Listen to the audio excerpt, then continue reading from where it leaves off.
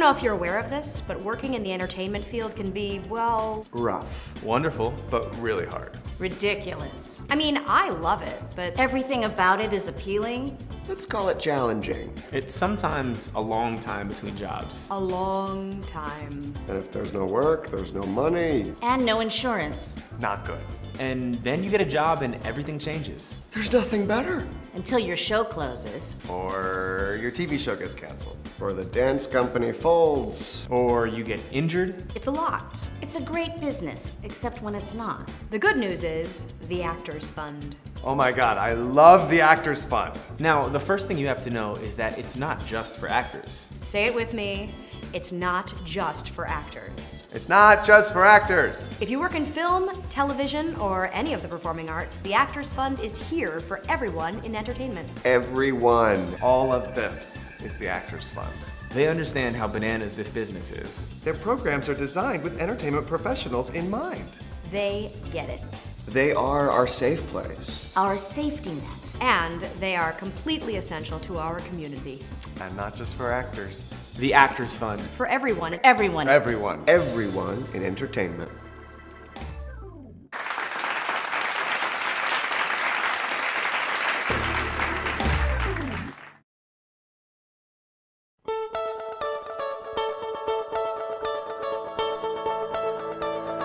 Hello, my name is James Bruno Eibelhart, and welcome to the New Works Virtual Festival, a benefit for the Actors Fund. The Actors Fund is a 501 charitable organization that supports everyone involved in the entertainment industry.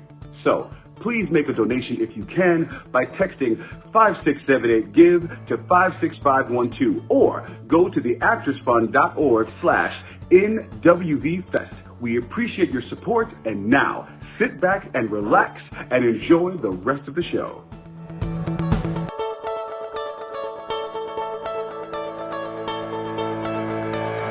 Hi, this is Ken Levine. Welcome to the Zoom reading of my play on the Farce Day of Christmas as part of the New Works Virtual Festival, a benefit for the Actors Fund. Now, this is actually based on a true story, which gives you some idea of how sick some of my friends are.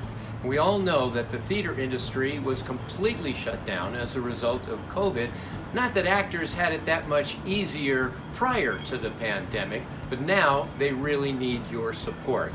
These very talented men and women tirelessly dedicate themselves to entertaining you, to inspiring you, to introducing you to whole new worlds and ideas. And so, during this holiday season, in the spirit of giving, we ask you to please donate to the Actors Fund. Okay, now sit back, relax, feel free to laugh, even in isolation. Here is On the Farce Day of Christmas.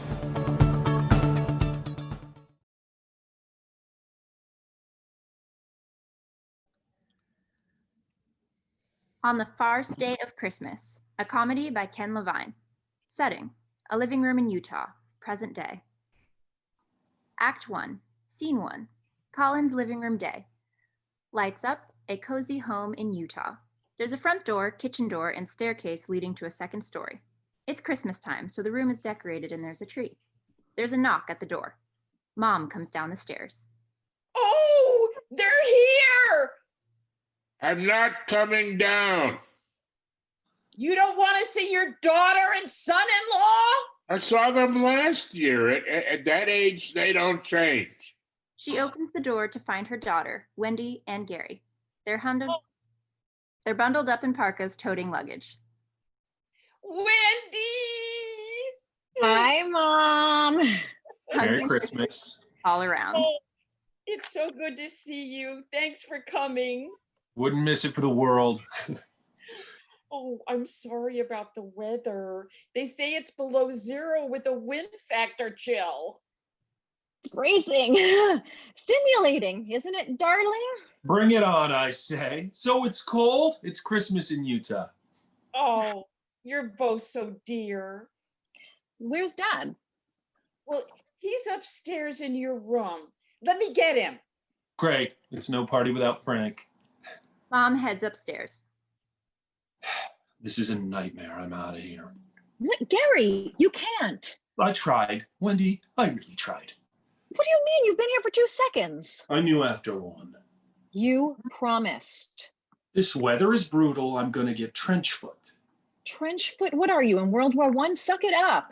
They're not even Mormon. Why are they even in Utah? You know why. My father comes from a family of brine shrimp harvesters. You need a salt lake. Who orders brine shrimp?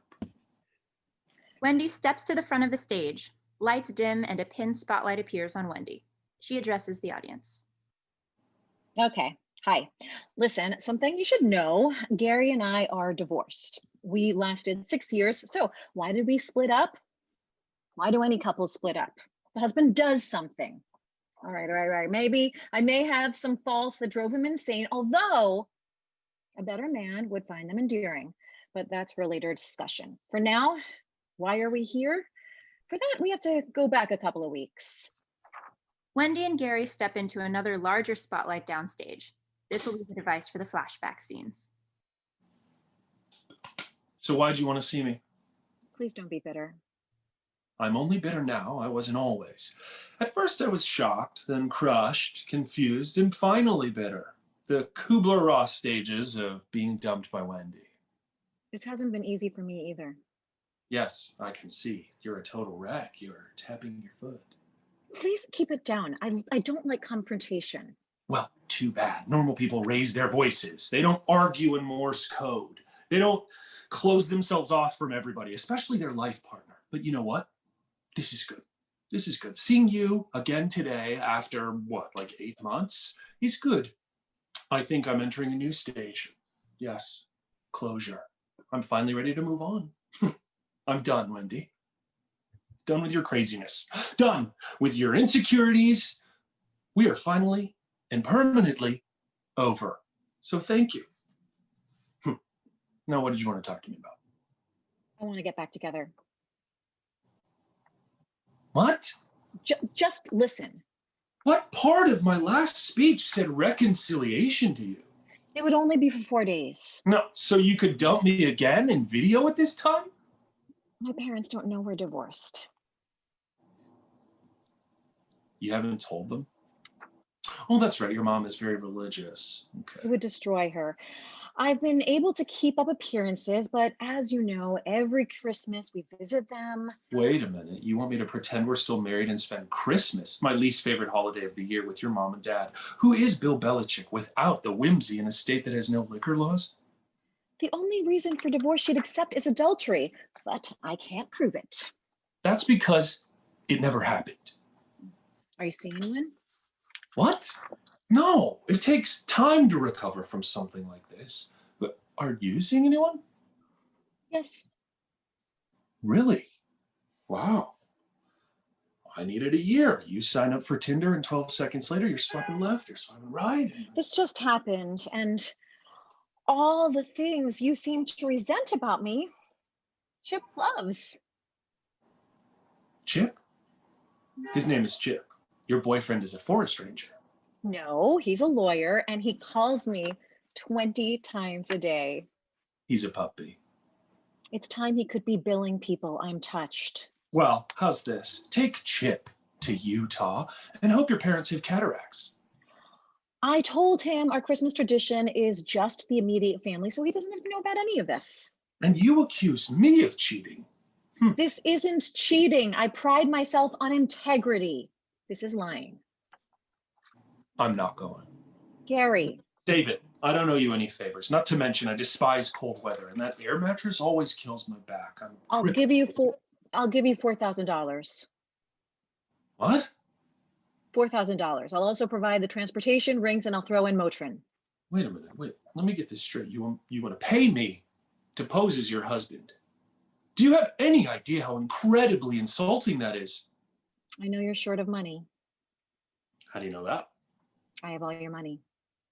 Yeah, that's true. $4,500. You're that afraid of disappointing your mother and maybe causing a scene? Wendy, do you hear how sad that is? Yes, it's pathetic. $5,000, and that's my final offer. No, I'm sorry. A man is nothing without his pride. Lights back up, spotlight dims, and Wendy and Gary resume positions in the living room. You already cashed the check. Seriously, if you leave, I will sue you within an inch of, hey! The decorations look great this year. I'll say, wow. Oh, thank you. Dad'll be down shortly. Let's sit and catch up. Wonderful. Love it. So, when are you two having kids? Aha, I won an award for Mortgage Broker of Santa Monica. Don't you want to ask me about that? No. When are you having kids? Someday, I'm sure. Well, have you been trying? Mother. Oh, your father and I were randy goats at your age. Yes, we've been trying. How often? Oh my God. Whenever Wendy wins an award. Just change the subject. Of course. I don't mean to make you uncomfortable. So, Gary, I must say, when Wendy told me that you were struggling getting writing assignments, I was concerned. But then she said that you were considering a more stable job.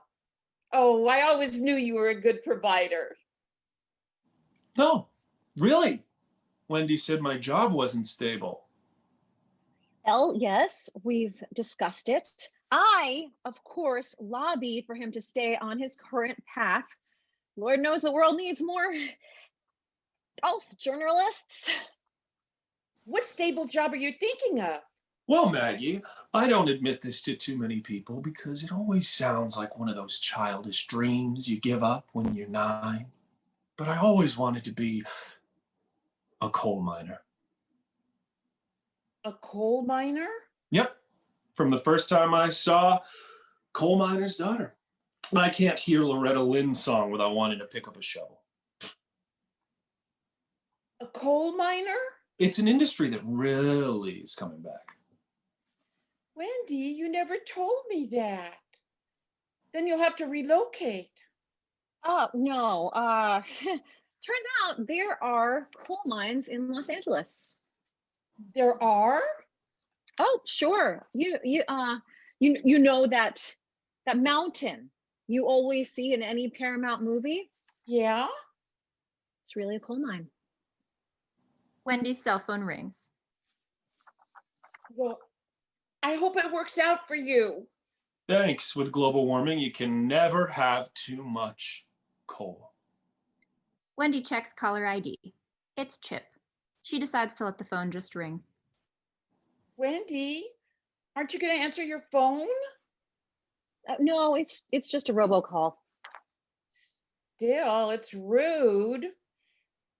It's not those people's fault. They're so annoying. Right. Hello? Thanks.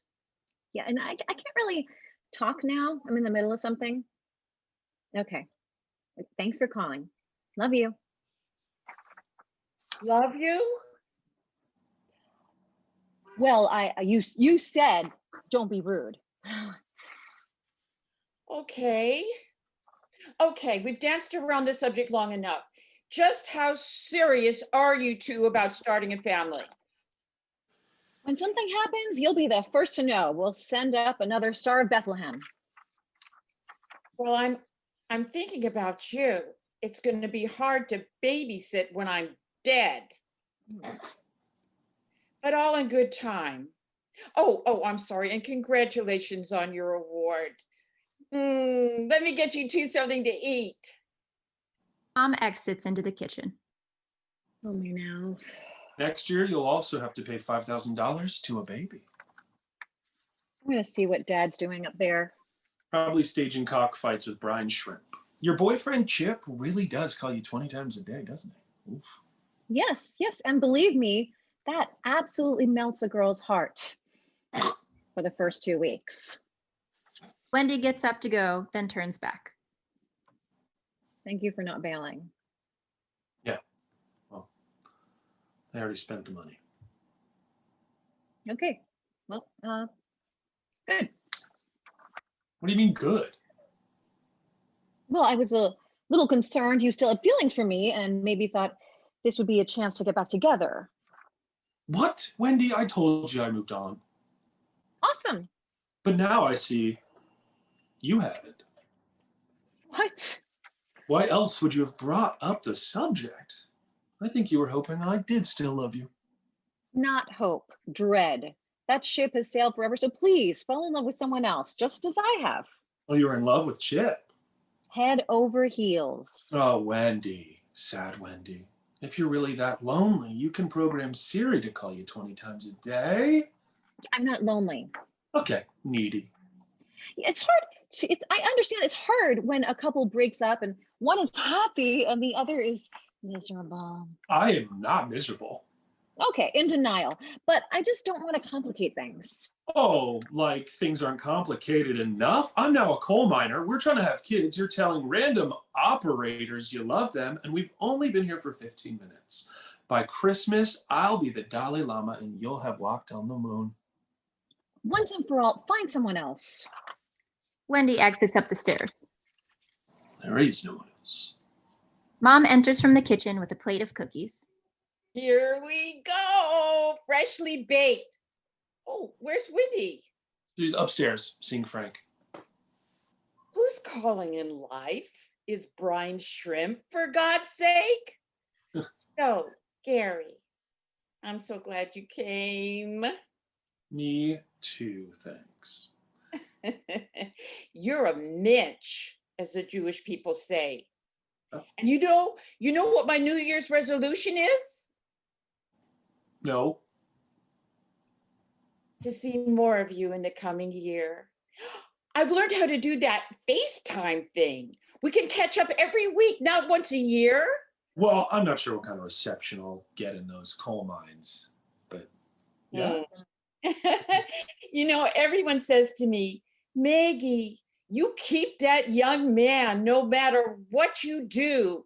And I say, I'd rather lose an arm than lose Gary. Thanks, but how would you knit? Oh, Frank and I won't be here forever. But it's a great comfort to know that after we're gone, you're taking care of Wendy for years and years and years. It's a mother's prayer. The doorbell rings. Mom crosses to answer, then turns back. Gary, it just occurred to me. Why would there be coal mines in an area known for earthquakes? Oh, well, nothing in LA is ever thought out. Mom opens the door to find a huge bouquet of flowers has been left. Oh my. Oh, they're for Wendy. They're magnificent. I'll say, who are they from? From the one man who loves you.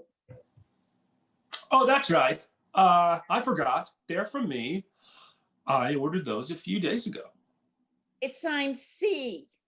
Right? Still me. You know how couples have cute little nicknames for each other? You know. Yeah? Well, mine is Cuddles. Cuddles? Yep. That's me. Don't tell any of the minors. Wendy comes down the steps. Well, he's still up there.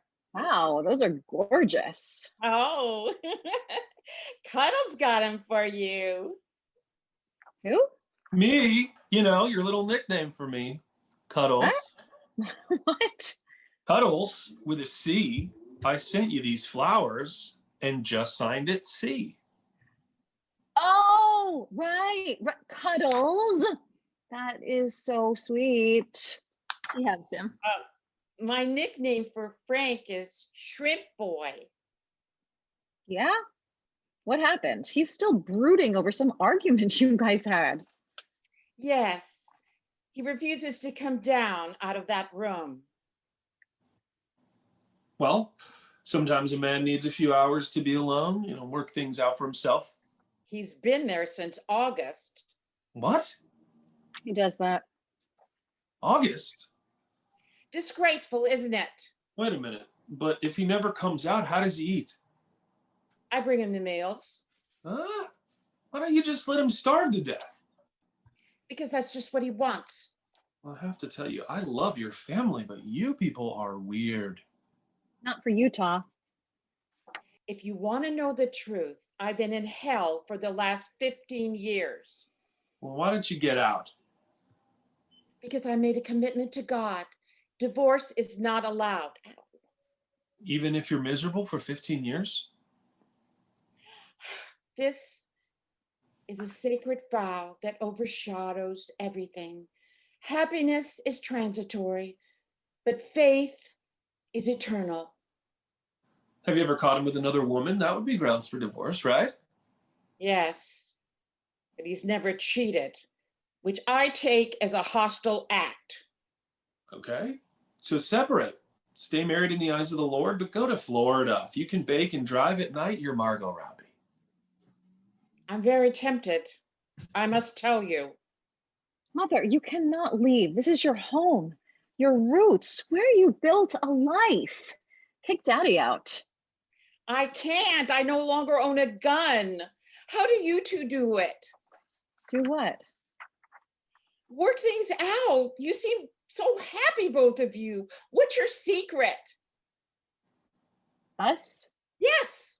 Well, I guess we communicate with each other, even if it's hard for some people sometimes. We let the other person know how we feel, so if there is a problem, we can work it out. Wouldn't you say that's it, Snookums? Yes, cuddles. Also, you need a foundation of trust.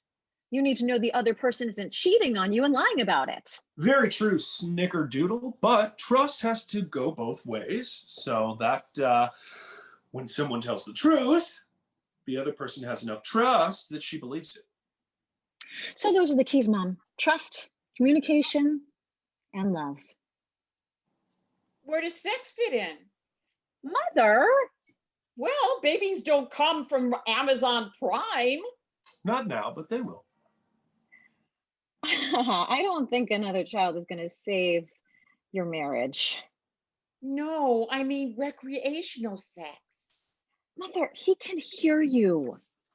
Oh, Wendy, don't be such a blue nose. You're married. It's what you're meant to do. Just not on a shrimp boat. Wait. I'm going to go get Dad down here. No, I'll do it. Your grandmother warned me. Who orders brine shrimp? Mom exits upstairs. Wendy, this is an insane idea. We're never gonna pull this off. Yes, we are. Your mother knows how to FaceTime, I'm telling you. Once older people learn technology, it's over for all of us. I will make this work. I've got a good mind to leave. Go! Seriously, it's only gonna get worse. It is not. I'll go to Los Angeles and live with Wendy and Gary. Fine. Oh, God. Oh, I'm gonna be so rich. Shut up. Lights dim. Scene 2, Colin's living room, that night. Lights up, Gary and Wendy, still dressed, are setting up the air mattress. This air mattress is going to kill me. Take a Motrin. I don't like taking pills. They all have side effects. You've seen those drug commercials. People can go blind or get scurvy. Scurvy? You're going to get a pirate disease from Motrin? Okay, chikungunya fever. Are you happy? They flew all this way. I'll come down when I'm ready. Will he come out when she moves to LA? She's not moving to LA. I don't know. Better weather, freedom, and you can tell her Chippy's just renting your half of the bed on Airbnb. Wendy's cell phone rings. Speak of the devil. It's endearing, damn it. Hi, sweetheart. Yes. Please don't send me any gifts. What do you mean too late? Money. That's what she really needs. Shut up. Oh, him? Oh, ha, ha, ha. That was my dad. I'm hanging out with my dad right now. You didn't finish your chores, young lady. I should go. Merry Christmas. Yes, sweetheart. I love you too. Very much. Who's that? What? On the phone. Who are you talking to? saying you love them and calling them sweetheart. Who?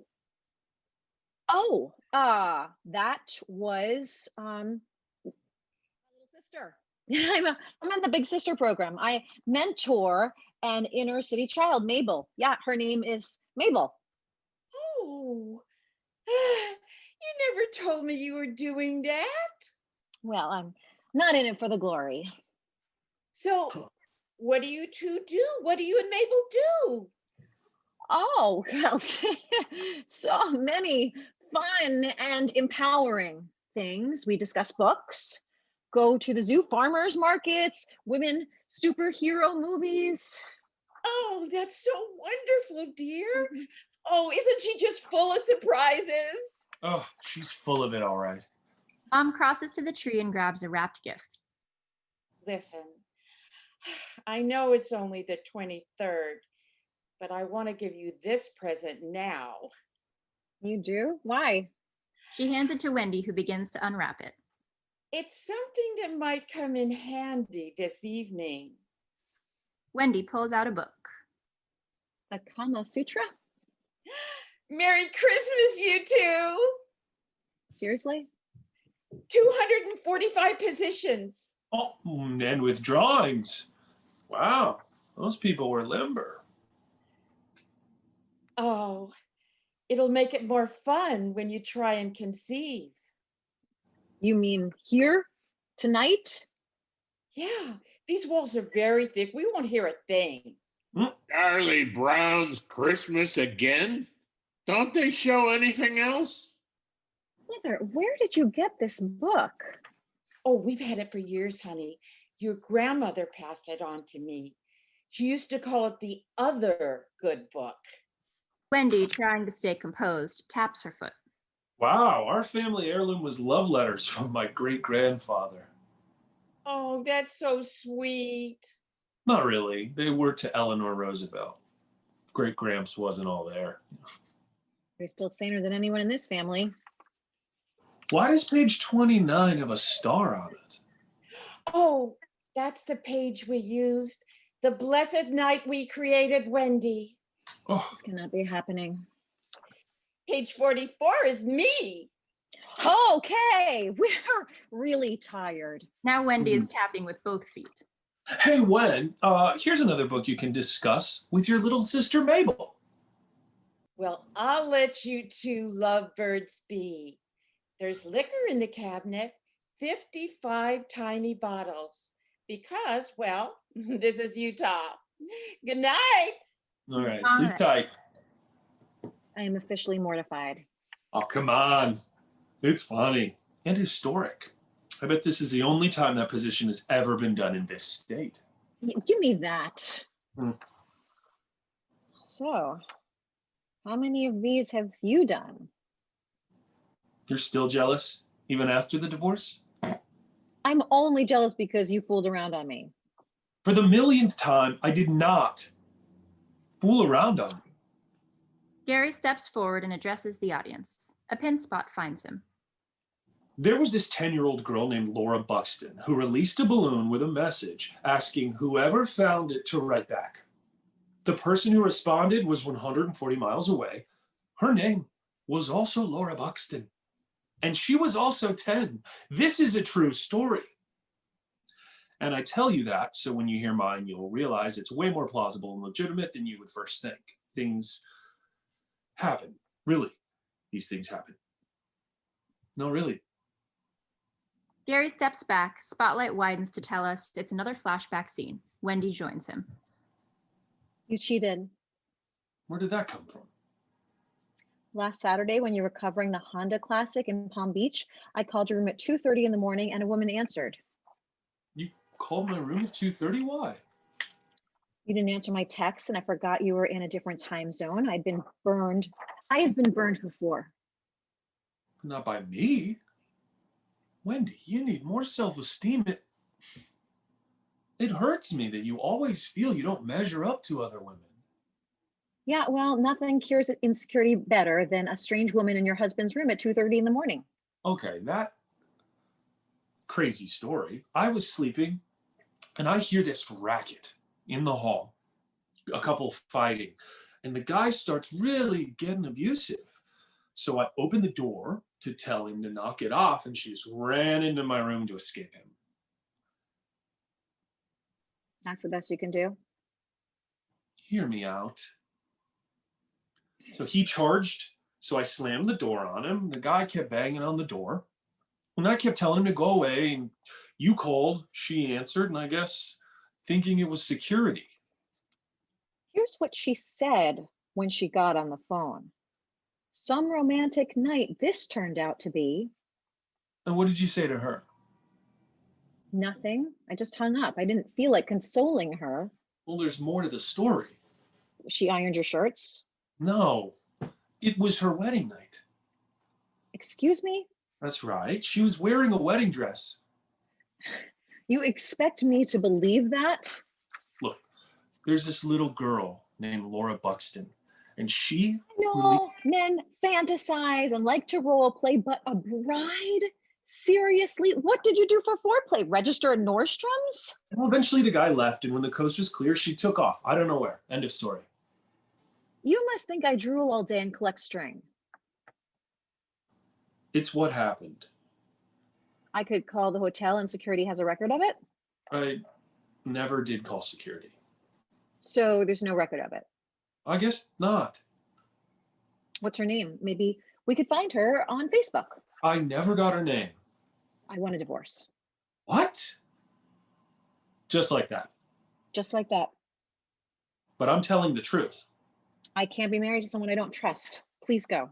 Damn it. Wendy, I want to have it out. You can't throw away 6 years of marriage. No. I didn't. You did. You can come back tomorrow for your things. The Michael Bublé CDs are mine. This is crazy. You want to yell, call me names, beat on my chest, throw plates at my head? Well, actually, don't throw plates. But everything else, fine. Go for it. For once, can we take the gloves off and really hash this out? At least the newlyweds fought. I'm sure our attorneys can settle this amicably. Oh no, Wendy, so help me. The more civil you are, the uglier it's going to get in court. Gary steps forward to address the audience. You believe me, right? And don't let all the many lies you've heard here influence you. In this case, I'm telling the truth. I just can't prove it. Yeah, you probably don't believe the Laura Buxton story either. Spotlight out. Scene 3, Colin's living room next morning. Gary and Wendy are setting the table for breakfast. Gary is stiff. It's Christmas Eve. Aren't you even coming down for Christmas Eve? For the last time, no. One time he was up there for a year. That's nuts. Has your mom ever consulted a couples counselor? Oh, yes, 6 or 7. They all said the same thing. Burn the house down. And that's why you go to trained professionals. Gary reaches across the table to set down a plate. Ow! My back.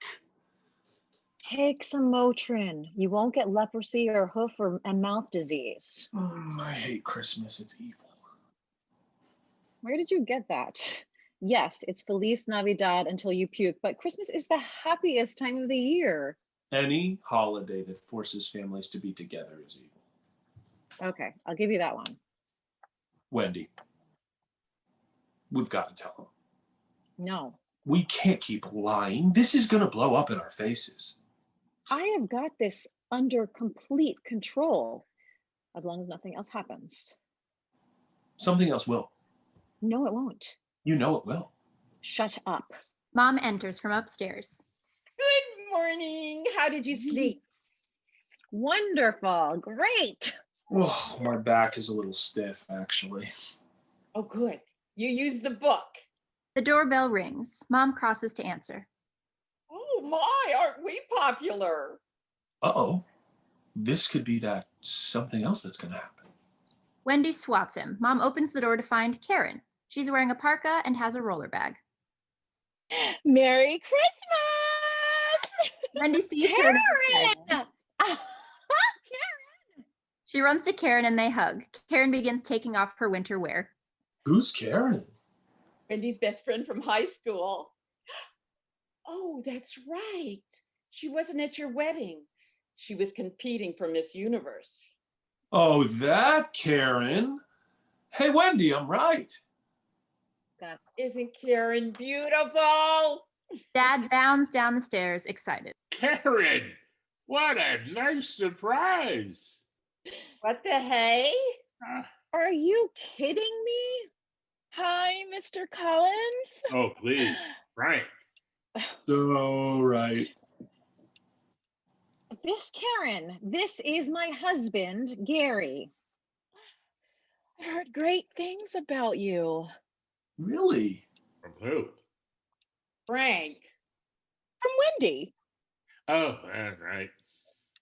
You're the one in high school who chose not to be a mean girl. Wow. How did you withstand all the peer pressure? It was hard, I won't lie, but I had friends like Wendy who didn't care that I was amazing looking, and I had role models growing up that really centered me. My tennis coach, the Lord. Praise him. Praise him. Yeah, and Oprah. Praise her. Praise her. I thought you were in Africa. I am. Well, not at the moment. I'm home for the holidays, but yeah, I'll be going back in a few days. I'm with the UNICEF team in Uganda, and it's so great to be making a difference in these people's lives. Oh, those lucky Africans. So how does someone go from hotel management at the Radisson to UNICEF worker in Uganda? I broke up with Stan. It was very bad, and I just had to get away and do something totally different.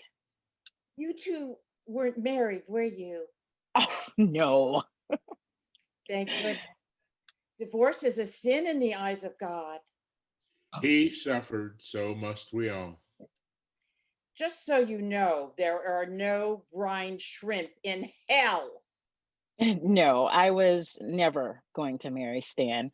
He was 60, for God's sake. 60?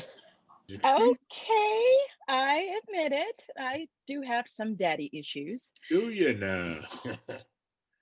But being away and throwing myself into my work has been a godsend because I don't have to think about men or relationships. That's great. No, it isn't. It's been 10 months. I'm dying. Well, it's so good to see you. You too. Although I am a little jealous. What? Really? Karen Galloway is jealous of me? Yeah. Gary?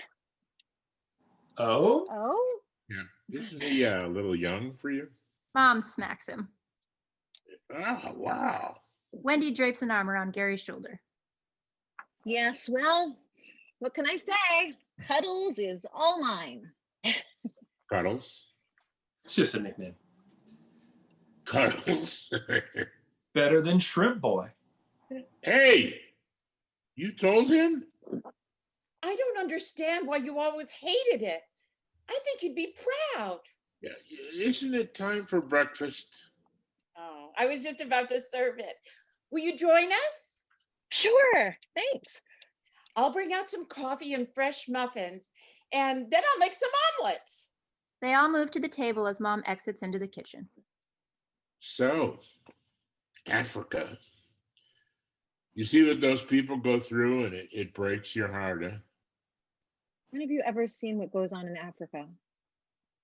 I saw Book of Mormon when it played in town. The Book of Mormon? Dear God.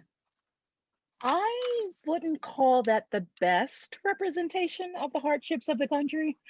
I know, but I was able to see past the singing to what was really happening to those folks. Mm. Yeah. So if someone wanted to learn about World War II, he should just see the producers. Look, all I'm saying is it's an admirable thing. And Karen, I'm sure your father is bursting with pride. Yeah, I don't know. When you come home after almost a year and your father spends only one day with you because he wants to go to Vegas for Christmas, I wouldn't exactly call that bursting with pride. And after all you do for those poor wretches. Hey, I give to charities, Dad. I help the wretches too.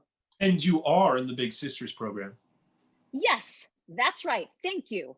I am in the Big Sisters program. If you can make a difference in one person's life, you can change the world. And that's what I'm doing with my little sister, Mavis. Mabel. Mabel. Yes, Mavis is her sister. You need a scorecard. Still, you're totally awesome. Thank you. I wish somebody felt that way. I think she means you. That's a given. She's so needy. And thus ends another warm, touching Hallmark Christmas moment. Mom enters with a platter of blueberry muffins and coffee. All righty, let's get started with this.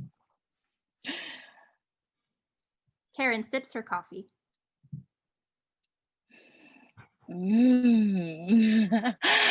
This coffee.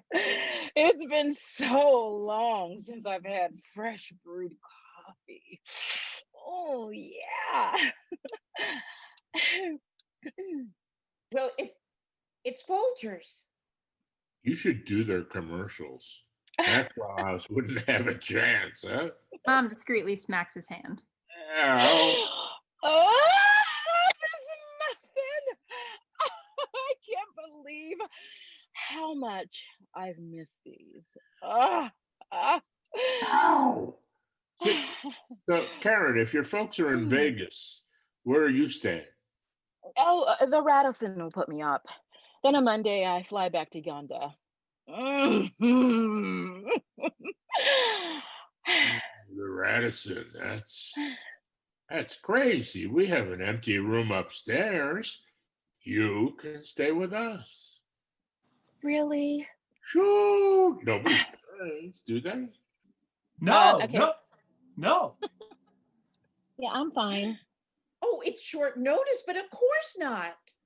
You're really sure I'm not putting you guys out? No. Well, thank you. Oh, our pleasure. Here, let me show you where you'll be staying in Wendy's old room. He pops up from the table, grabs her roller bag, and heads for the stairs. Karen gets up and follows him. Well, okay. Thank you all very much. What I really need is a nice hot bath. I've been imagining that for months. Oh, that's an image that'll stay with you. They exit up the stairs. Mom gets up. If I thought for one moment he had a chance with her. But I'm not that lucky. I'll start the omelets. Mom exits into the kitchen. So, tell me more about Karen. Oh, Lord, you too? Yeah. This always happens. I love her, but this always happens. I'm starting to see where that insecurity comes from. You mean because I sleep on an air mattress while she gets my room? Yes. For my sake, would you please not go there? No. Gary! Come on, look at her. Wendy's cell phone rings. Good God. Hi, darling. No, I don't have time for a poem right now. Just email it to me. Love you. Bye. He sends you poetry. You can't hit on my best friend. Okay, I admit it will be kind of tricky. Wait. Okay, I see what you're doing here, trying to provoke me so I'll get emotional. No, I want to hook up with Karen. Well, you can't. Why not? She likes me. She hasn't been with a man in 10 months. She'd like you if you looked like an anteater. I know. Isn't that great? We're married and you're under my roof. But we're not married. If the poem is any good, may I steal it? Look, it's bad enough you cheated on me before. I'm not paying you to cheat on me again. It's not cheating if she knows the truth. No, I can't do that. There is too much at stake. Not for me. Gary. Chase after Karen some other time. When? She goes back to Uganda. I've only got till Monday. So go to Uganda. Are you kidding? You've seen the Book of Mormon. Lights out. Scene 4, Colin's living room, that night. Lights up, Gary is setting up the air mattress. Dad enters from the stairs. Where is everybody? Maggie and Wendy went to church services. Karen's upstairs sleeping. So, it's just us fellas. Yep, guess so. Yeah, have a seat, young Gary. Let's have a little heart to heart. About what? About life, okay? Oh. You know, when I was in Vietnam, my unit was stationed in the Tay Ninh province along the Cambodian border. Ever hear of it? No, but Hanoi is supposed to be amazing. Yeah, well, it wasn't back then, okay? Anyway, we were pretty isolated up there. One night I'm on patrol, I hear this rustling. I go into a crouch and lock and load my M16. I hear two bushes part, and there was Charlie Kong. Actually, 3 Charlie Kongs. They were all named Charlie Kong? No, that was their nickname. Cuddles was taken. The first Charlie saw me. He's fixing to gut me with his bayonet, so I fired, blasting him into tomorrow. Before the other Charlies could go for their weapons, I wasted them too, with extreme prejudice. Why are you telling me this so delightful story? As an illustration that I'm capable of killing. Do you see what I'm getting at? You stayed in that room for 5 months because you have PTSD? You idiot. That I'm willing to do whatever has to be done to protect what is near and dear to me. Comprende now? No, please, talk civilian. Wendy! I will go to great lengths to protect Wendy. From what? From unhappiness. If you do anything to cause said unhappiness, so help me, You'll do what? Kill me? Maybe not with extreme prejudice, but certainly with a healthy dollop of delight. Oh, this weekend just keeps getting better and better. What makes you think I am going to make her unhappy? I saw the way you were looking at Karen, all moony-eyed. Me? Me? Are you kidding? After 5 months of isolation, you just happen to run down the stairs the minute she arrives? That was a coincidence. Yeah, right. Coincidences happen. There was this little girl named Laura Buxton. Oh, I know who Laura Buxton is. Well, see, that's another coincidence. You've been drooling over Karen the second you saw her, and it's really creepy. I will not let you besmirch my good character. Oh, please. They can see it from outer space. Oh, those lucky Africans. Hey, you are out of line, mister. Who needs the Kama Sutra to turn you on when you can watch Karen eat a muffin? Watch it. I could still take you. Gary returns to the air mattress. Yeah, I'm sure. Good night, Rambo. Furious, Dad jumps Gary. Hey! They tussle and roll around. Just get off. Will you get off me? You're huge. Come on, man. Crushing me. Mom and Wendy enter through the front door. Oh my God. Oh. The boys stop fighting. Well, how do you do? Are you two insane? Your husband jumped me, dear. What? I don't believe that for a second. He attacked me. Thinks I'm Charlie Kong. Charlie Kong? That's his nickname for me. Dad, I am appalled. You don't sound appalled. Well, I am. Ow. Oh, I think I pulled something. Let that be a lesson to you. Shut up before I hit you. I don't want him in my house. Fine, because I don't want to be here. Gary. No, that's it. I'm done. See ya. Ow! Ow! Ow! Gary ow. hobbles to the coat rack to get his parka. No. Wendy, do something. You can't leave. Do something more. Sorry, Maggie. I don't belong here. And now I'm crippled. I'll take a Motrin. Let's talk about this. Out of my way. $5,000 is not worth this. What does he mean, $5,000? You can send my clothes home. Golf Digest is paying him $5,000 to write about this trip. Why does Golf Digest care about us? Okay, well, he fudged a little and said you were Tiger Woods. I'll call an Uber when I get to the street. Please don't do this. Gary flings open the door. A blast of frigid air hits him. Jeez, it's cold. Why don't you people retire to Scottsdale like everyone else? 8,000. Good night. Gary exits. Oh, honey, be careful. There's a lot of... Ah! Oh! We hear a loud ice. blackout. End of Act 1.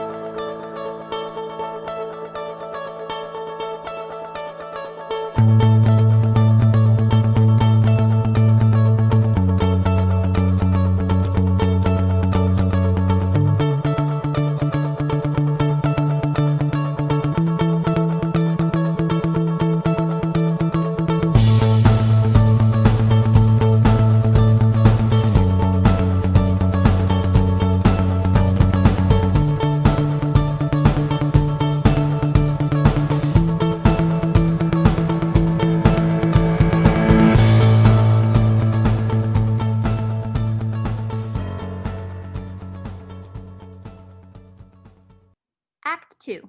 Scene 1, Colin's living room, moments later.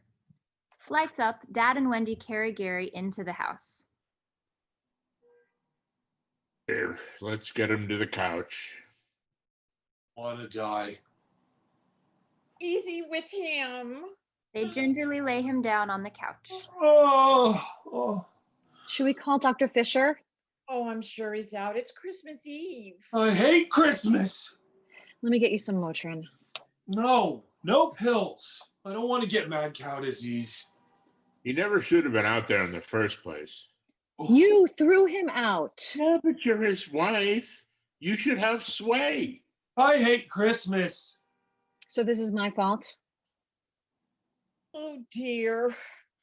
Your father is just being a putz, as the Jewish people say. I hate Jose Feliciano. Who? Feliz Navidad. Oh, right. But that one by the Carpenters, that's really lovely. Yeah, we're going to discuss the Yuletide hit parade now. Sorry, but they were unappreciated. Do you have any extra pillows and blankets in the linen closet? I think so. Let's go see. Let's see, Frank, go upstairs and let's get the heating pad. Yeah, I'll get the heating pad. Mom and Wendy exit into the kitchen. Dad heads for the stairs and encounters Karen, now wearing a long Utah Jazz t-shirt. It's still pretty provocative. Oh, what's happening? I heard all the noise. Oh, hi. Sorry to wake you. Ooh, go Jazz. Wendy's husband, her devoted husband, slipped on ice, wrenched his back. I'm seeing what I can do. Like you, it hurts me to see people suffer. Oh, how awful. Dad exits up the stairs. Karen crosses to Gary, splayed out on the couch. Hi. Relief is on the way. Hmm? Oh, go Jazz. How you doing? Hmm? Good. Real good. Ugh.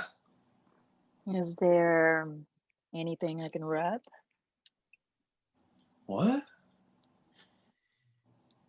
Oh, no. No thanks.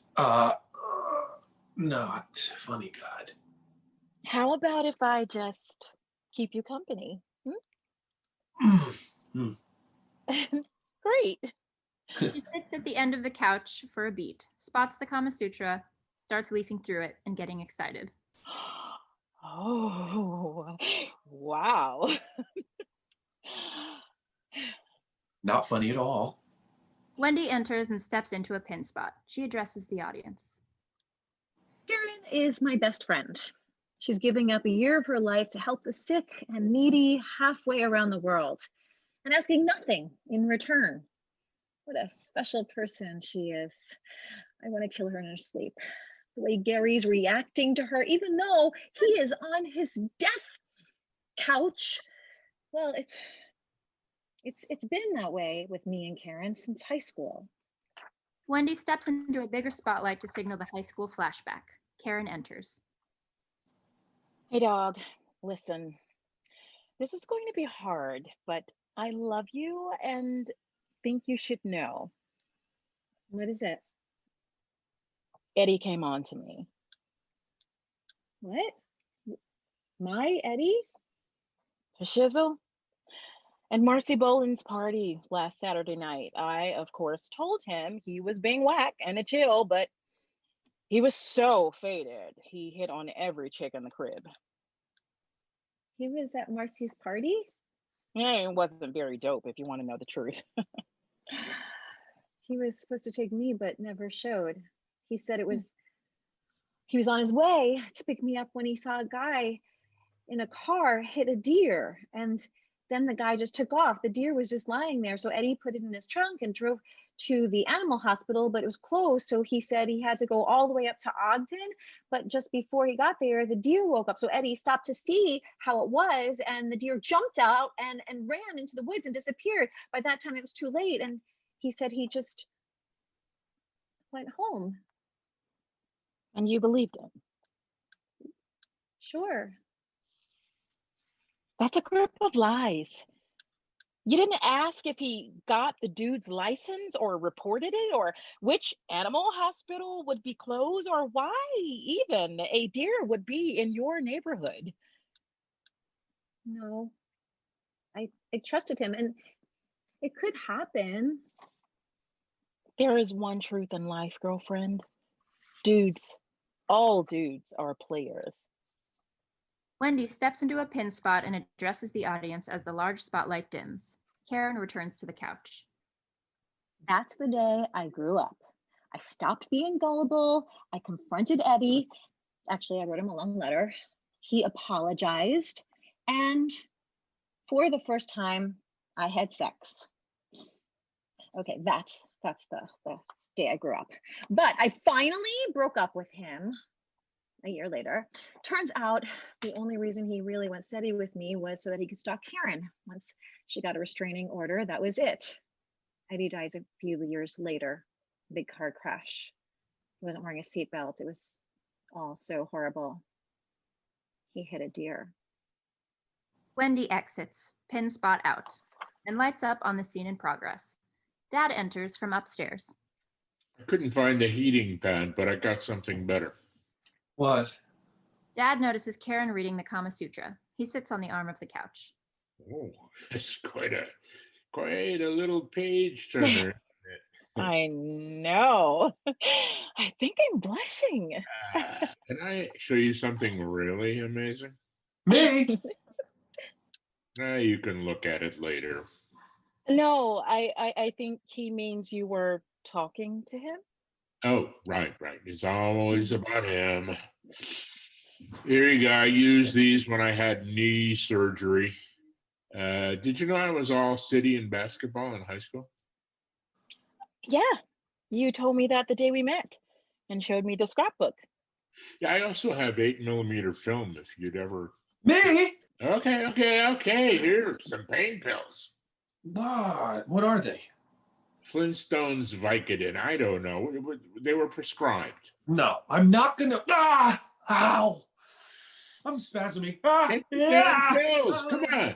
They'll help. All right. All right. Give me 9. Yeah, just take one. They're pretty strong.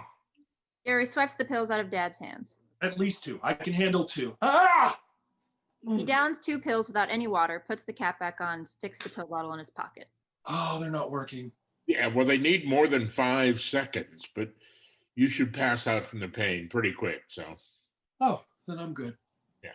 He passes out. Lights dim. Scene 2, Colin's living room next morning. Lights up, Gary is asleep on the couch, still dead to the world. Karen is in a chair, still perusing the Kama Sutra. Dad and Wendy are at the dining room table finishing breakfast. Dad keeps glancing at Karen. Mom enters from the kitchen. Oh, I hate to open presents without Gary. But it's 11 o'clock already, and we need to meet the others for caroling at noon. Let him sleep. Sure, he won't mind. All right. Well, let's get this show on the road. They all go to the living room. Dad sits on the arm of the couch. It's as if Gary wasn't there. Wendy hands a small package to Mom. Here, Mom. This is from us. Oh, thank you, dear. Let's see what we have here. Oh, my earrings. Oh, they're beautiful, Wendy. Thanks, Mom. They're totally awesome. Did Gary pick them out? What? No, why would you think that Gary would pick out earrings instead of me, your daughter, and a woman? Oh, he's a real fashionista. What? How do you even know that term? Been a really good season on Project Runway. Oh, Wendy, I'm sorry. Gary's picked out such lovely jewelry for you, and I just assumed that he picked the same. Who do you think picked out the jewelry for him that he gave to me? Oh, I didn't know that. Here's a clue. When a husband gives his wife jewelry and she never returns it, she picked it out. But that's fine, Mom. I'm glad you like them. Gary stirs and awakens. Oh, I think Gary is up. Huh? Wait, where am I? What time is it? It's Christmas morning. Christmas? Feliz Navidad, Feliz Navidad, Feliz Navidad, something, felicidad. The hell? I want to wish you a Merry Christmas. I want to wish you a Merry Christmas. I want to wish you a Merry Christmas from the bottom of my heart. He wobbly stands. I feel great. Ooh, not that great. He flops back down on the couch. Ooh, is there any eggnog? Yes, and we have Christmas cookies and candy canes. Oh, bring it all on, Mom. I'll take anything you got except fruitcake. I don't think there's a single person in the entire world who likes fruitcake. I'd say, why do you make them? But they don't make them anymore. The ones are still existing that they made in 1957 and just keep getting passed around. You know what I mean? Starving people in Africa use them as weapons. I'll fix you a snack. Oh, thanks, Mommy. Mom goes to the kitchen table, prepares a plate, and pours a big glass of gloppy eggnog. Oh, so we're opening presents. Yay! I love opening presents. I love Christmas. It's the happiest time of year. Oh, honey, what's wrong? They wouldn't let poor Rudolph play in any of the reindeer games. Those vermin? I think you need to eat something. Oh, Frank, do you still have your M16? You're not gonna shoot any reindeer. I just want to scare the crap out of them. Told you not to take that second pill. On the second day of Christmas, my father-in-law gave to me 2 Flintstones Vicodin, Gary, you have to stop singing now. 3 dirty looks, and a death threat while you were in church. What? You threatened to kill Gary? It was all in good fun. I would have gotten all of you all ginormous gifts, but Wendy got my money in the settlement. Settlement? What settlement? From a class action suit. I didn't tell you about this. Gary and a bunch of people were trapped in the Small World ride in Disneyland, forced to listen to that song for 10 hours. They were forced suicides. Everyone developed severe psychological trauma. For Gary, it was crippling claustrophobia. Wait a second here. If Gary is claustrophobic, how can he work in a coal mine? Yeah, how can he do that? Right, the coal mine. Well, that's where most of the settlement has gone for therapy. And it's the 21st century. Coal mines are now well lit. LED lighting, very bright. Rudolph, with your nose so bright, won't you guide my sleigh tonight? Oh, Rudolph. Gary, Rudolph saved the day, and all of the other reindeers eventually looked up to him. They did? Yeah. Oh, God. I love you, Karen. I love her too. Again, the angel of mercy, relieving one's suffering. Karen is what Christmas is all about, people. Oh, I'm better now. I'm fine. Can I go caroling with you? Oh, you can't walk. Can Santa drive me around in his sleigh?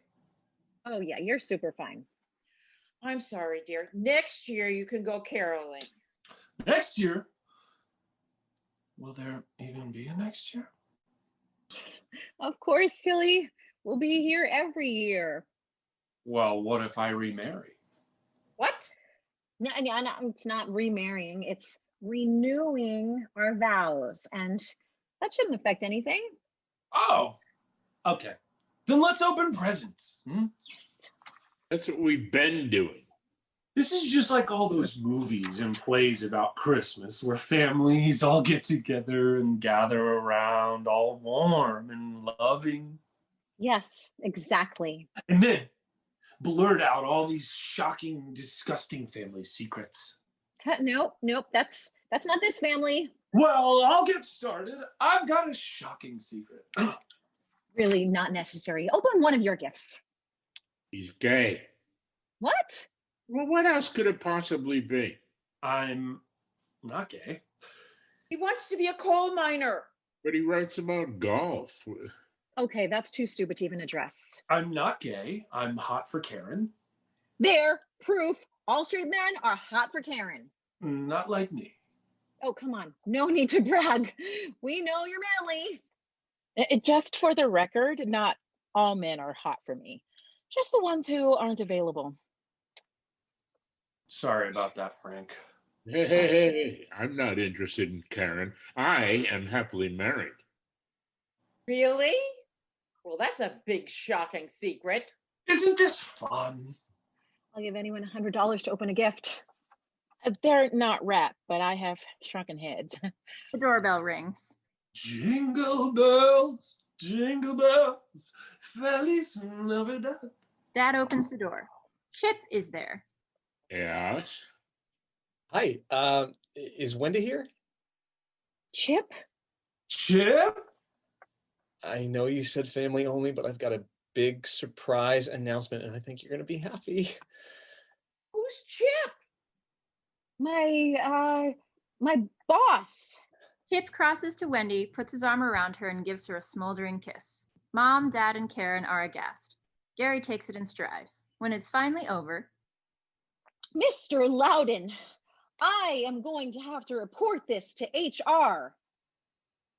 What? So this is Chip.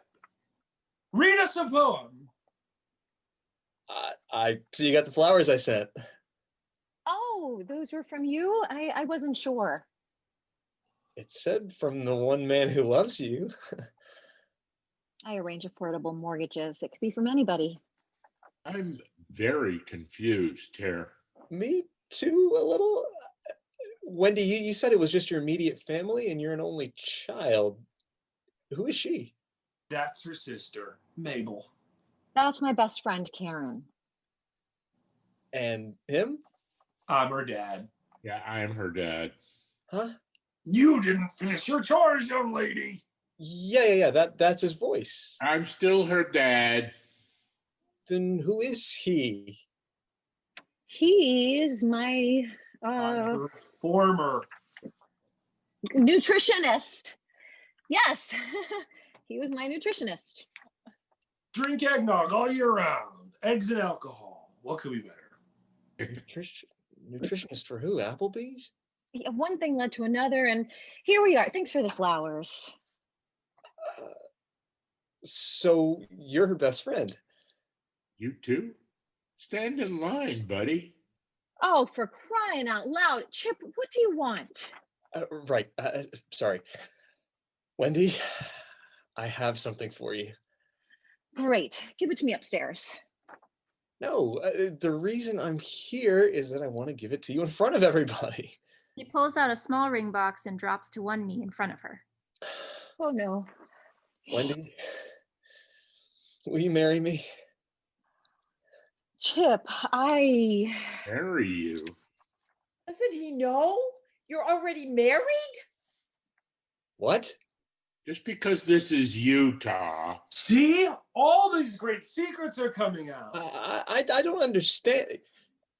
You're married? Are you having an affair? No. Then what would you call it? We've been sleeping together for 2 months. This is the best Christmas ever. Who are you married to? Not me. Yes, him. Yes, me. Your nutritionist? I'm not a nutritionist. Then what are you? A golf writer. A coal miner. Her dad. I'm her dad. Wendy, I don't know what my position is in all this. Position. If you want, you can borrow the Kama Sutra. Hey, I get it first. Wait, you're not mad that your wife is sleeping with another man? He calls her 20 times a day. He's certainly put in the effort. Oh my God. Can I kill him now? Wendy, why didn't you tell me about this? Or me, your best friend. Or me, your mother. Or me, your dad. I'm her dad. Or me, your husband. You're the cause of all this. I am? Does this mean I can't play in any of the reindeer games? Well, Wendy, I think you owe us an explanation. Yeah, Wendy, let's hear it. I'm curious myself, having just proposed and all. All right. Gary and I are divorced. What? We are. I keep telling you, Wendy, you can't keep lying. By God, you've got to tell him. I just did. Oh, well, good for you. How'd they take it? But why? Yeah, I mean, what did you do? But me? Why is it always me, Dad? You know, you're a big reason I'm so screwed up. Me? Oh, don't act so surprised. You picked on me, belittled me. You wouldn't let me go to Chuck E. Cheese when they had that grand opening and all the other kids got to go. So what if their pizza tastes like drywall? That wasn't the point. There was that whole ball pit thing that looked really fun in the whole second grade. What me? Woo, woo. Look at you. Shut up. Okay. I've never belittled you. Now stop being a whiny brat. Oh, I haven't even begun. You do stupid things like lock yourself in a room for 5 months. Who does that? Who's not nuts?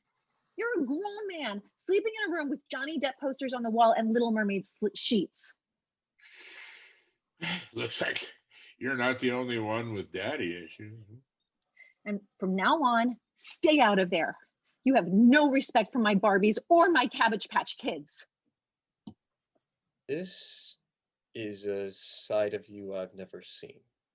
No one has. We get back to the divorce, dear.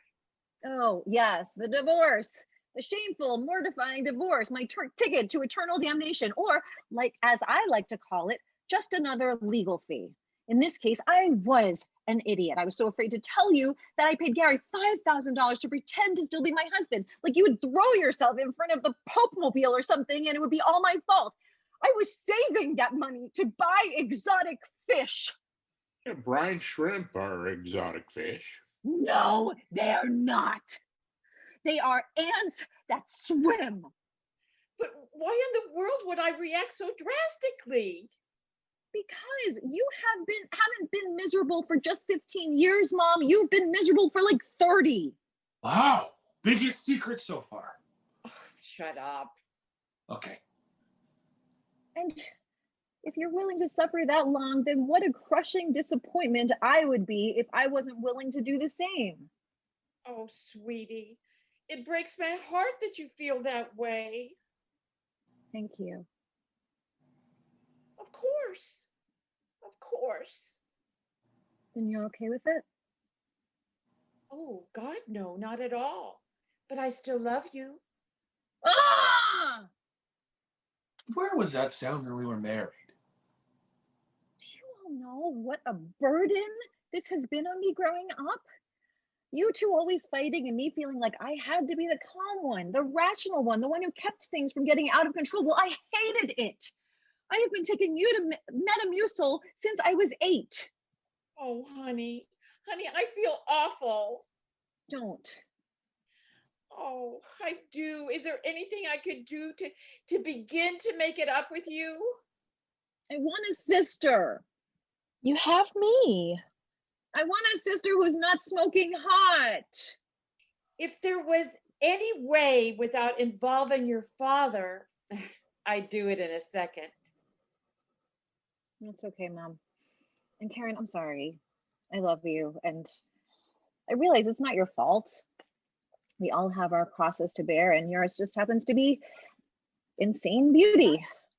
But when I see you, I have real mixed emotions because you've been such a good friend. But now that I'm single, I'm thrilled you're in Africa. Oh, that was a terrible thing to say. But all the other terrible things I meant. No, I mean, I totally understand. And listen, the real reason I didn't become a mean girl is that I hated those stuck-up prigs and wanted to be more like you. Oh, now I feel real terrible. But also great. You don't have to be single, you know. Really, Chip? This is what you want? A raving, crazy person who just blurts out whatever the hell she feels? Because this is me now. Badass and taking names. Well, and you have to stop calling me 20 times a day and sending me poetry. It's a very sweet gesture, but a little creepy. And your poems, although lovely, all have mismatched motifs. Okay. So not exactly a yes on the proposal. I'm sorry. I just need time to think about it. Right. And now so do I. I thought you'd appreciate the attention. You'd see that no one could love you more because no one in this jaded day and age would care enough to call his precious 20 times a day. 7 guys are doing it to me now. What the heck is a mismatched motif? The metaphors clash against the theme. Wait a minute, how do you know that? When you're stuck in a room for 5 months, you watch lots of Jeopardy. You still haven't told us why you and Gary got divorced. Yeah, you know why? Because you'll take Gary's side. You always take Gary's side. That's not true. It is. You love me. He's the anointed one, the golden child. Like no one else in the entire world could ever walk into Kay's jeweler and pick out earrings. Every kiss begins with K. But you want to know Why I left him? He broke one of the 10 commandments. Oh dear. Which one? 8. Oh, let's see. That's What is thou shalt not bear false witness against thy neighbor? huh? This category comes up a lot. Okay. Which one is adultery? What is 6? But I can't prove it. I didn't do it. Yes, you did. Not that I'm surprised. All dudes are players, but I thought you were different. You said Tiger Woods was a jerk, but it turns out you're just like him, except he won millions and millions, and you'd make more money if you were a coal miner. Who reads golf magazines? Who reads golf magazines? Nimrods in plaid pants and pink shoes. Okay, your meltdown is starting to be less fun. Here's what he did, Mom. He was with another woman in a hotel room. She was a bride. A bride? Wow, hubby must have been really disappointing. I'm innocent. You want to hash it out? Let's do it. You never remember our anniversary. You wear the same clothes until they're just stink rags. I don't appreciate the constant pressure you put on me to lose my temper. And would it kill you to just once apologize for something? Okay. I'm sorry. Oh, yeah? For what? I have no idea. When is our anniversary? Have you ever changed a roll of toilet paper in your life? How hard can that be? And if I'm hashing, Michael Bublé is not just a Sinatra wannabe. Exotic fish are pets. The Yankees suck. You never kiss me when you say goodbye. Every kiss begins with kiss. I'm listening. I'm sorry. June 14th. Our anniversary is June 14th. Flag Day, for God's sake. And when you cover those stupid golf tournaments, you never invite me to go along.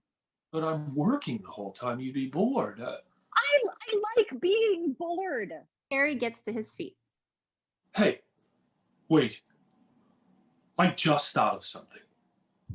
Yes, there is a way to prove I'm innocent. Hallelujah.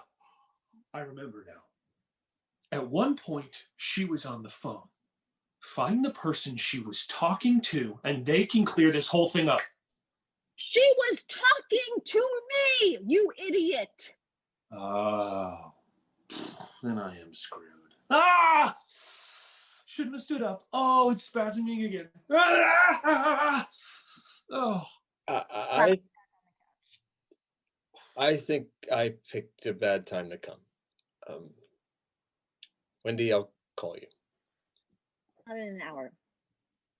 No, tomorrow or next July. Ah! Ow! I'll also cancel the Candygram and champagne, but it might be too late to cancel the mariachi band. So. Ah! Your back's that bad? No, a mariachi band? Whoa. 5th exits. What religion is he? I don't know, but he's a Gentile, as the Jewish people would say. Ah!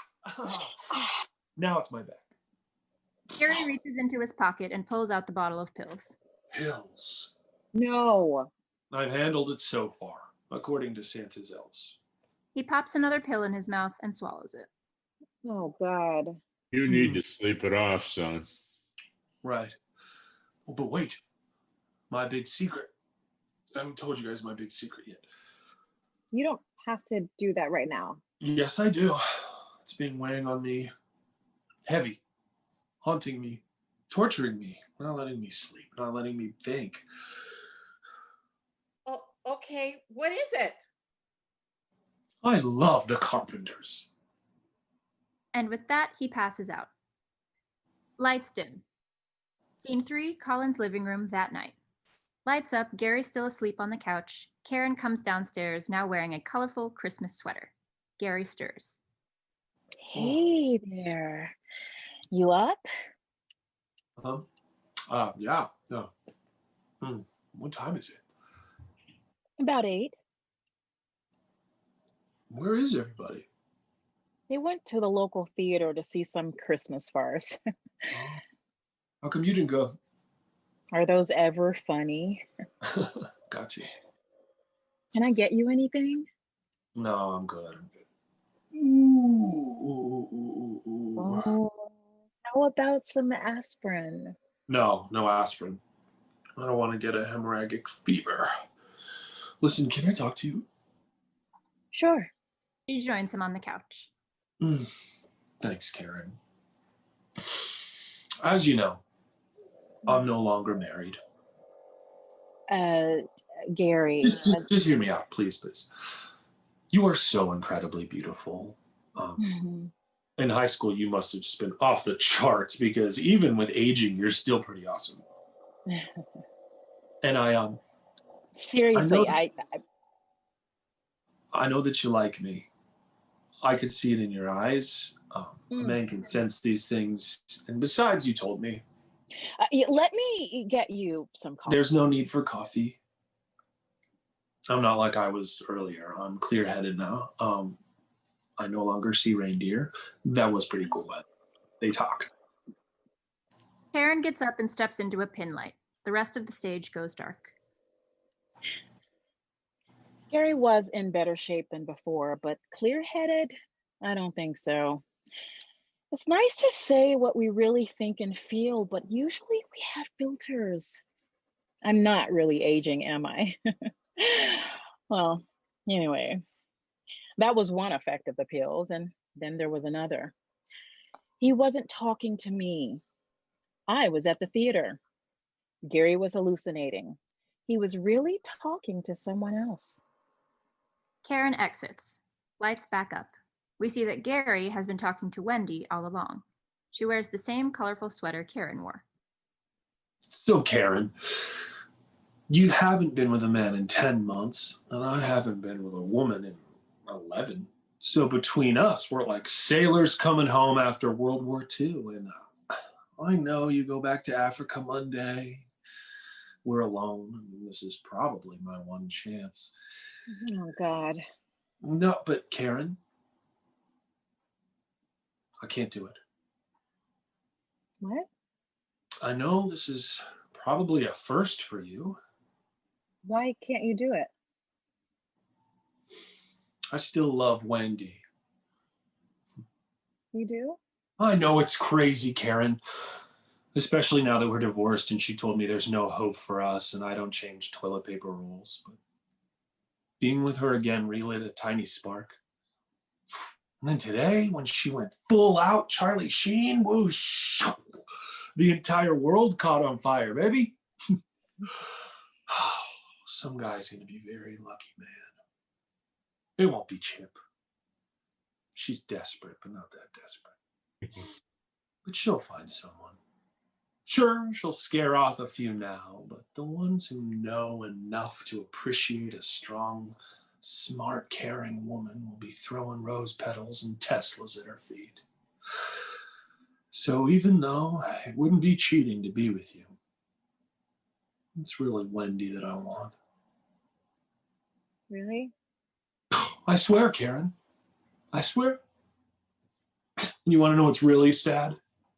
She left me, but I did nothing wrong. She thought I was with another woman. And although it sounds loony, it really was just a bride who was having a fight with her husband in the hallway, and I let her come in to escape him. When he left, she left.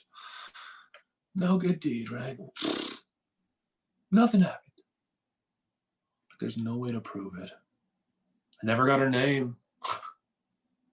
Hey, wouldn't it be funny if her name was Laura Buxton? I believe you. Yeah, but you don't count. He leans in and kisses him. Wow, Karen, you're not making this any easier on me, and I do have needs, and it would really tick off Wendy's father, but no, I'm sorry. I love Wendy, and if I'm gonna fight for her, the best first step is probably not sleeping with her best friend. I understand, and we'll leave you alone. Thank you. Wendy gets up. I'm a moron, aren't I? No, you're the most wonderful man in the world. Jeez, Karen, why are you torturing me? I told you my mind is made up. She gives him a small kiss on the forehead. Good night. Wendy exits upstairs. Gary lays back down and drifts back to sleep.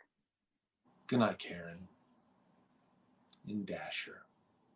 And Dancer. And Prancer. And Bambi. Lights slowly fade. Scene 4, Colin's living room, next morning. Lights up. Gary wakes up to the offstage sounds of a mariachi band singing Feliz Navidad. Wendy enters from upstairs. What the heck? Chip couldn't cancel the mariachi band. I told them they couldn't come in, but they said they'd play outside anyway. Apparently, lots of people don't let them in. Is it still below 0 out there? Yes. Okay, they can stay. So how are you feeling? The offstage band finishes their song. Like the Incredible Hulk sat on my face, but I'll live. He stands up and takes a couple of awkward steps. Glad to hear it. The offstage band now begins to play El Son de la Negra, a romantic wedding song. They're actually not bad. So listen, Wendy, you can't marry Chip. You should marry me again. What? I know this is sudden and might take some time. I'm down with that. I'm willing to fight for you. Whatever it takes to win you back. The good news is I'm in tremendous pain, so it's not the pills. Yes. Yes, I will. But I love you. And in my mind, I've put together a long list of why you should marry me. So Okay, I'm in. I don't care if it takes years. How about today? Huh? I will remarry you. Well, just like that? Just like that. Really? Uh-huh. Wow. I had no idea you could be swayed by mariachi music. He hugs him gingerly, and they kiss. I love you too. You don't speak Spanish. How did you know what they were singing? You're kidding, right? Yes, but I am surprised. So if it's the music or you saw the Ghost of Christmas or Future or whatever it is, I'm eternally grateful. It's communication, trust, and love. I never did what you thought I did. I know. You do? Yes. How? You told me. And you believed me? Yes. That's where the trust comes in. Oh, well, that's awesome. They hug. But why didn't you believe me all the other time? Just to go with it. Just go with it. I believe you now. Right. Well, and communication. This time, if I do something that really ticks you off, you'll yell at me? Yeah, I will even throw plates. Wow. You do love me.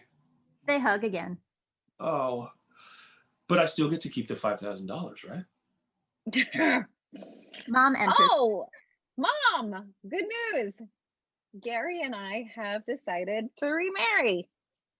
Oh, that's marvelous. Just marvelous. So you two finally realized that your oath to God was sacred and is to be valued above all else. Sure. Well, I have some news too. Your father and I are separating. What? Way to go. What happened? I just have had enough. And it has been 30 years. 30 years I don't get back. So why not make the most of the ones I have left? I'm not getting a divorce, but everyone comes with baggage. Wendy hugs her. Oh, Mom, that is fantastic news. You were right, dear.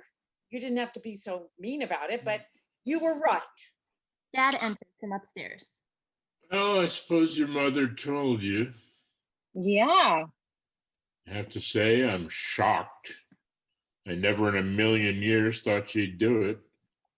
Talk about pulling the rug out from under you. Yeah, like being hit by a runaway glacier. So I suppose it's going to take some time to process? What? No, I've already decided I'm going to Africa. What? What? It's time I made a difference in the world. You're only going because of Karen. You're right. She can't do it alone out there. If you sleep with her, let me know so I can file for divorce. That's not why I'm doing this, although I'll text you immediately. It's an adventure, and I've never been out of the country. Wait a minute. You said you were in Vietnam. Right. Well, not me technically. My brother, Mitchell. Your brother. That's more than technically. Yeah, well, Mitchell and I are identical twins, smart guy. So we have this special telepathy. We experience the same sensations and emotions, even though we're miles apart. It's unexplainable, but true. So when he was going through Vietnam, it was very much like I was going through Vietnam. The only slight difference was that no one was actually shooting at me. Karen enters from upstairs with her roller bag. Okay, I'm ready. Yeah, let me get my bag. Dad exits up the stairs. You realize he's only volunteering because he thinks he can get something going on with you? Yeah, I know.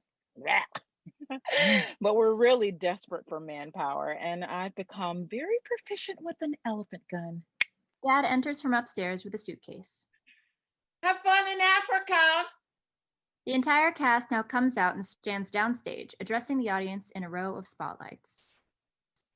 I moved to Los Angeles where I could be closer to Wendy and Gary. And my new granddaughter. She was born Christmas Day. I have a new girlfriend. I have a new boyfriend. No, it's not Chip. Well, it turns out Africa is hot. He's Jewish. She's an actress. When I saw Book of Mormon, it was air conditioned. In the jungle, Frank was as useful as cufflinks on pants. I also learned that when you get to be my age, it takes a lot longer to recover from malaria. Being an actress, I call her 30 times a day. I don't know how Blessed Mary did it, but delivering a baby on Christmas is hell. I told her, take pills. 50 times a day is not enough. All of that Christmas music piped in. I swear, if I ever hear Feliz Navidad one more time, I'm going to need another epidural. Yes, but Merry Christmas, darling, is a wonderful song. Right? I'll give you that one. I love the Carpenters. I say I love Metallica, but I love the Carpenters. I asked Maggie to come over and take care of me. Sorry. It was Passover. Boy, if you think Wendy's meltdown at the house was something, you should have heard her in that delivery room. Yeah, so my brother Mitchell flew out and stayed with me. Any one of those words and CBS would be knocked off the air. Frank's twin turned out to be a really great guy. Congratulate us. Mitchell and I are engaged. We named the baby Karen. Not for my best friend. That was a coincidence. The moment she was born, Merry Christmas, darling was playing. That's the Karen we named her for. Karen Margaret. Our own Christmas darling. May your holiday season be just as blessed. But without the need for painkillers. And if you're thinking of starting a family yourself, might I suggest page 17? Merry Christmas, everybody. End of play.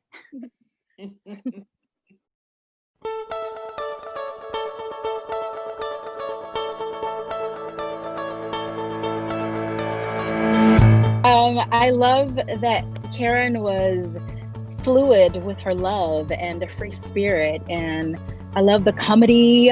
I'm happy that we were able to incorporate, you know, some adult humor. I love doing it because I had a hard time like controlling my laughter, so I think that was the most challenging. I go way back with Ken Levine, and you know, you can count on the funny with Ken, and that was all there, so that was cool. And so thrilled to you know, reconnect, however remotely, with KERRY and Max, and nice to meet you new guys too. And this reminded me a lot of like a Neil Simon play, a lot of the French door, just in and out, boom, boom, bing, bang comedy. And I love that. All those scenes with KERRY and between Wendy and Gary, to me, are just like, just such a meal to eat up and just have fun with. I love that. The Actors Fund for me is so important just because, you know, I've gone to them a couple of times for certain financial questions like, hey, you know, can I get a Metro card if I've been down, or I know friends have been out or down on their luck and they've paid their rent. And it's just so important to have a fund like this for performers, for people involved in the industry to be able to turn to, because it's sometimes an unforgiving industry, and the Actors Fund is such a way to give back. They have my back, they'll have your back, which is why I try to do every concert, every benefit, because it's so important that we show up because they're showing up for us. Especially during COVID. I mean, especially during these really uncertain times, it's amazing to know that as actors and professionals in the industry that we have that resource, because a lot of people don't have our back, especially in New York. You know, actors, Broadway, off-Broadway is one of the major economic engines of this city. But when it comes time to pay back and actually take care of the people that run that engine, you know, it's crickets.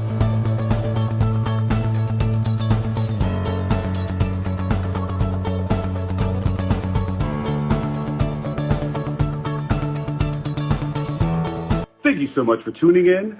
Please don't forget to donate to the Actors Fund. The information is below. Have a great night.